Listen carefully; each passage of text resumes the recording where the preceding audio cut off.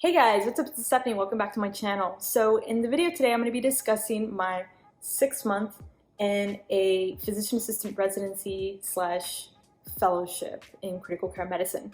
Hopefully this video is helpful for you, especially for those who are wanting to pursue a fellowship and or residency in any type of specialty, whether you're currently in PA school, just graduated PA school, or even a pre-PA student and are interested in doing one. Hopefully this video is helpful, especially me talking about my experience. So real quick, just a little bit about me. I graduated in December of 2020 and decided to do a fellowship slash residency in critical care medicine. The reason why I decided to do it is because I know there's a huge learning curve for new graduates to go into critical care medicine because the patients are just really sick, and you don't get a lot of critical care medicine teaching in PA school. And so when I learned about the critical care medicine residency slash fellowship, I decided to apply to it because they are going to teach us how to do a lot of procedures. It's something that you don't get a lot in PA school. So for example, central lines, arterial lines, how to do intubations, how to do, for example, bronchoscopies is the other one. How to place chest tubes in a patient that's actively crashing from a pneumothorax, for example. And we got a lot of lectures. So that's the reason why I decided to do this residency and fellowship. And I do have to say that I've gotten a lot of procedures, which I didn't do in PA school. So hopefully this video is helpful for you. So let's get into it. So my first month in the physician assistant residency, I rotated in the surgical trauma ICU. Second month was in the neurotrauma ICU. Third month was neurovascular ICU. Fourth month was surgical ICU. Fifth month was cardiothoracic ICU. And then the 6th month that I'm in now, it's going to be the medical ICU. So for this rotation, I completed this rotation in December. And I completed this rotation during, I would say, the peak of COVID-19, the year of 2021. So we had a lot of patients that were presenting with your new Delta variant of the virus. And this was definitely causing a lot of deaths in patients and was causing very severe symptoms, especially in your patients that were unvaccinated from COVID. And so this is when I rotated during that rotation. I do have to say that this rotation by far was maybe my worst rotation that I've done so far. And maybe it was the fact because the majority of the patients that we took care of were purely COVID-19 patients, and they were in severe acute respiratory distress syndrome, or acute severe ARDS. And I would have to say that every day I was signing a death certificate, and it was just very mentally and even physically draining. I would say more mentally than anything. And I think this is, I'll be honest with you, was probably the month where I hit my lowest point, which is understandable. It was my 6th month. I was exhausted from the hours. And then on top of that, every day I would go in, someone was actively crashing and dying. So we were having to go and resuscitate them, which I do have to say was good experience for me because I was able to kind of act then and now and see how I can actively resuscitate this patient, or what can I do to ensure this patient is not dying. And so that was a good skill that I learned during that rotation. And I got to place a lot of chest tubes with these patients because a lot of these patients are on the ventilator, and if they're not on the ventilator, they're on BiPAP before they get to the ventilator for a very long time. So these patients are very prone to getting pneumothoraces. And so a lot of these patients we were placing chest tubes like just super emergently. And so I got a lot of good exposure with chest tubes during this rotation. So just real quick about this rotation, how were my days and how big was the ICU? So the ICU was a 14-bed ICU. It's a medical ICU. So in medical ICU, you kind of treat everything, but unfortunately during that time, like I said, the majority of these patients were COVID. So out of the 14 beds, 12 of them were purely for COVID patients. And the thing about COVID patients is that usually they will stay in that ICU bed for months, not your average like 4 to 7 days or even less for an ICU patient. No, these patients would stay there for weeks, even up to months. And so sometimes these patients, there's a lot of patients I would be taking care of them from day one, and they were still there the last day I left, which was like my 4th or 5th week of the rotation. They were still there. And like I said, so these patients stay there for a very long time, and you get very familiar with these patients. You get really familiar with your ventilator settings with them.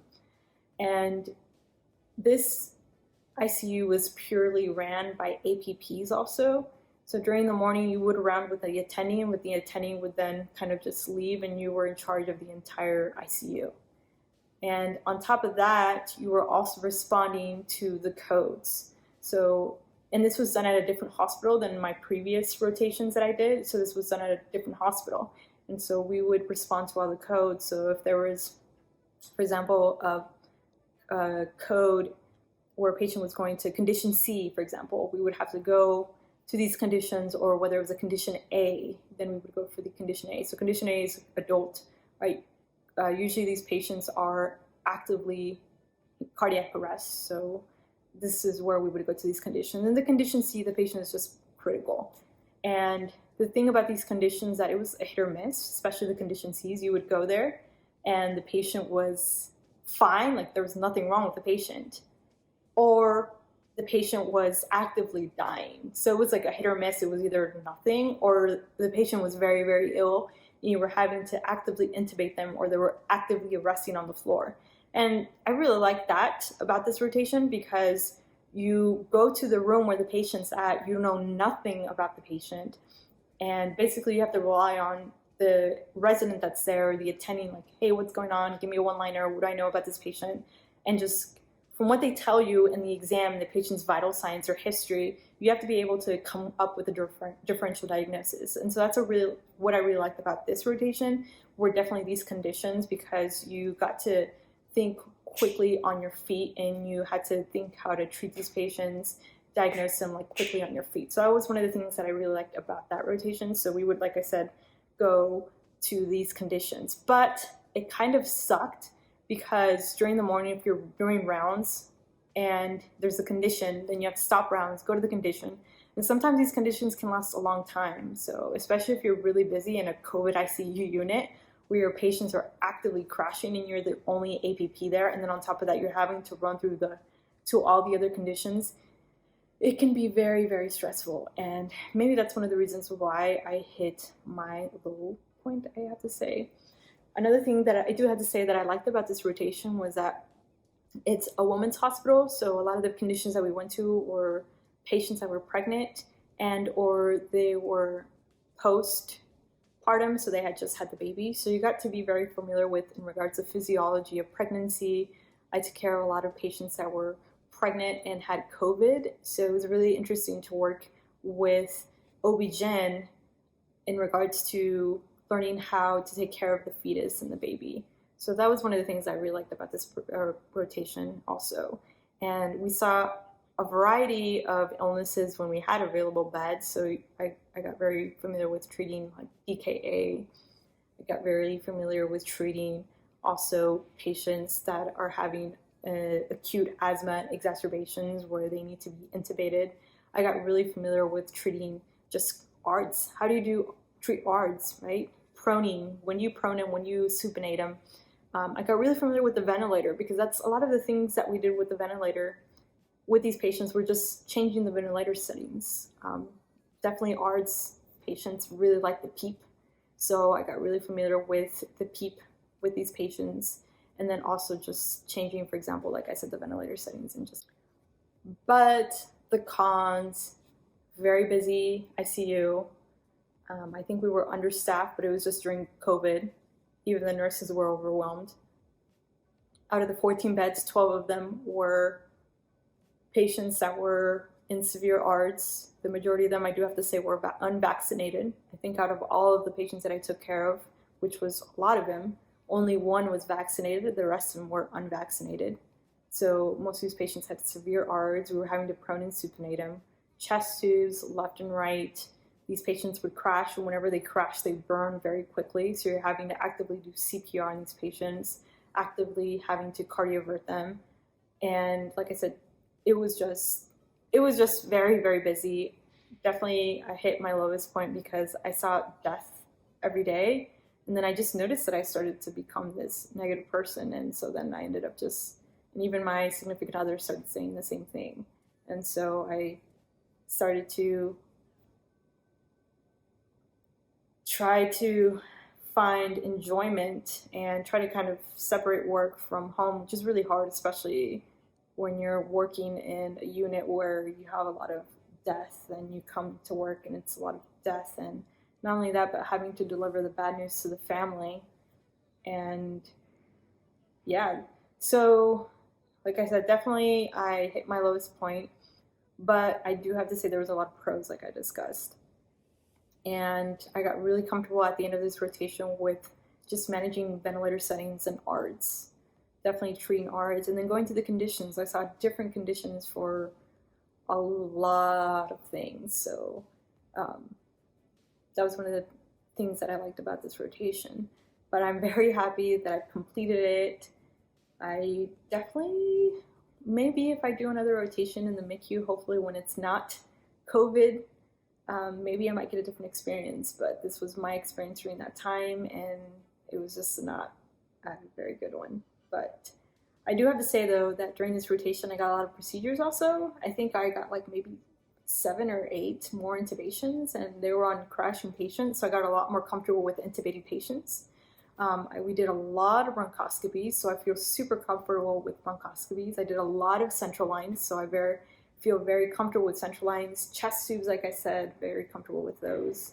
And so on the positive side, I got a lot more procedures. This month was definitely the month that I got the most procedures out of all the other months. And that's because it's like, once again, solely APP ran, and the APPs are amazing there and they're fantastic. I give them props because they're able to handle stress very well and are able to identify and triage which patients needs their attention when, because there'll be times I will be lying where you have a condition, and then on top of that, you're having to go and treat a patient that's actively crashing, or sometimes you'll have 2 patients that are actively crashing, and you have to learn how to triage which patient is more severe, especially if it's just one person. And so it was just definitely a difficult month.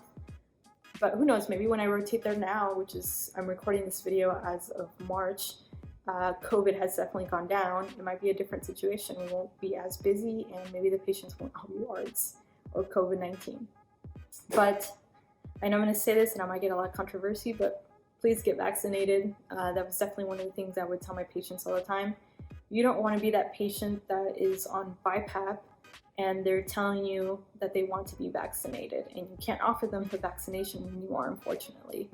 Or the patient that's actively dying and they're wanting that vaccination because they can't breathe, because their lungs are literally cement. And these patients have terrible lungs, and they aren't working, and they can't expand like you and my lungs. And it was patients from all different ages. I had 23-year-olds, 24, 27-year-olds that were young, and they were dying from ARDS. And so very, very sad. All right, as always, I hope this video was helpful. Hopefully my next video, which is going to be my 7th rotation, I'll be going to the transplant ICU. I'm very excited about this rotation because I love transplant. Is more jollier than this one. But thanks for watching my videos, and I'll talk to you guys later. Bye.